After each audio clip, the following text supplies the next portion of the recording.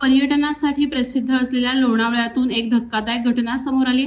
Solo ट्रेकसाठी आलेल्या विधी शाखेच्या विद्यार्थिनीचा टायगर पॉइंट परिसरातील सुमारे 390 फूट खोल दरीत मृतदेह आढळून आला. रविवार दिनांक 1 फेब्रुवारी रोजी सायंकाळी ही घटना उघडकीस आली.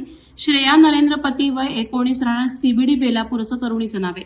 पोलिसांनी दिलेल्या माहितीनुसार श्रेया ही नामांकित महाविद्यालयात कायद्याचे शिक्षण घेत होती. फिरण्याची आवड असल्याने ती शनिवारी 31 जानेवारी रोजी लोणावळा येथे ट्रेकसाठी आली होती. तिने ड्यूक्स नोज सह काही पर्यटन स्थळांना भेट दिली होती.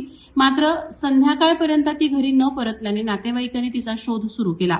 अखेरीस लोणावळा ग्रामीण पोलीस ठाण्यात बेपत्ता असल्याची तक्रार दाखल करण्यात आली.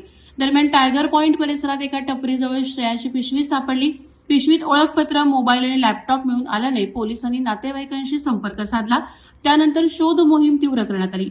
पुणे ग्रामीण पोलिसांच्या श्वान पथकातील दुर्गा या श्वानाच्या मदतीनं माग काढण्यात आला. शिवदुर्ग रेस्क्यू पथक ड्रोन आणि लाइटनिंग ड्रोनच्या सहाय्यानं शोध घेत असताना सायंकाळी दरीत श्रेयाचा मृतदेह आढळून आला. अंधार, धोकादायक परिस्थितीत दोरी, स्ट्रेचर आणि वॉकी टॉकीच्या सहाय्यानं मृतदेह बाहेर काढण्यात आला. प्राथमिक अंदाजानुसार ट्रेकिंग दरम्यान पाय घसरून दरीत कोसळल्याने मृत्यू झाला असावा अशी शक्यता वर्तवण्यात येते. लोणावळा ग्रामीण पोलिसांनी अकस्मात मृत्यूची नोंद केली असून पोलीस उपनिरीक्षक सागर अरगडे पुढील तपास करत आहेत. वादळवारा लाईव्हसाठी खलील सुर्वे, खोपोली. नवी मुंबई व रायगड जिल्ह्यातील ताज्या बातम्या आणि घडामोडींसाठी सबस्क्राईब करा वादळवारा लाईव्ह चॅनल आणि दाबा बेल आयकॉन.